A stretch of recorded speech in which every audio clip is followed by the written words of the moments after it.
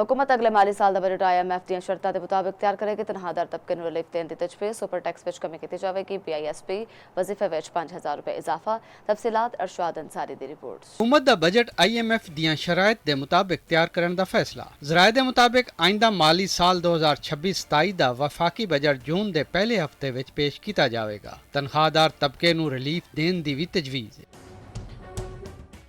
IMF ਦੀ ਮੁਸ਼ਾਵਰਤ ਨਾਲ super tax ਵਿੱਚ ਬਤਦਰੀਜ ਕਮੀ ਕੀਤੀ ਜਾਏਗੀ। BISP ਦੇ ਮੁਸਤਹਿਕੀਨ ਦੇ ਵਜ਼ੀਫੇ ਵਿੱਚ 5000 ਰੁਪਏ ਇਜ਼ਾਫਾ ਵੀ ਕੀਤਾ ਜਾਏਗਾ। ਅਗਲੇ ਬਜਟ ਵਿੱਚ ਮੁਖਤਲਿਫ ਸ਼ੋਬਿਆਂ ਨੂੰ ਮਿਲਣ ਵਾਲੇ ਇਨਕਮ ਟੈਕਸ ਤੇ ਸੇਲਸ ਟੈਕਸ ਛੂਟ ਖਤਮ ਕਰਨ ਦੀ ਤਜਵੀਜ਼ ਜ਼ੇਰੇ ਗੌਰ ਹੈ। ਖਸੂਸੀ ਇਕਤਸਾਦੀ ਜ਼ੋਨ ਸਮੇਤ ਨਵੇਂ ਟੈਕਸ ਛੂਟ ਜਾਂ ਇਸਤਸਨਾ ਨਹੀਂ ਦਿੱਤਾ ਜਾਵੇਗਾ। ਸਪੈਸ਼ਲ ਇਕਨੋਮਿਕ ਜ਼ੋਨ ਨੂੰ ਪਹਿਲੇ ਤੋਂ ਹਾਸਲ ਟੈਕਸ ਛੂਟ ਖਤਮ ਕੀਤੀ ਜਾਏਗੀ। ਐਕਸਪੋਰਟ ਜ਼ੋਨ ਵਿੱਚ ਤਿਆਰ ਮਸਨੂਆਤ ਮਕਾਮੀ ਮਾਰਕੀਟ ਵਿੱਚ ਵੇਚਣ ਤੇ ਪਾਬੰਦੀ ਹੋਵੇਗੀ। ਬਿਜਲੀ ਤੇ ਗੈਸ ਦੀਆਂ ਕੀਮਤਾਂ ਵਿੱਚ ਬਰ ਵਕਤ ਇਜ਼ਾਫਾ ਲਾਜ਼ਮੀ ਕਰਾਰ ਦਿੱਤਾ ਜਾਵੇਗਾ।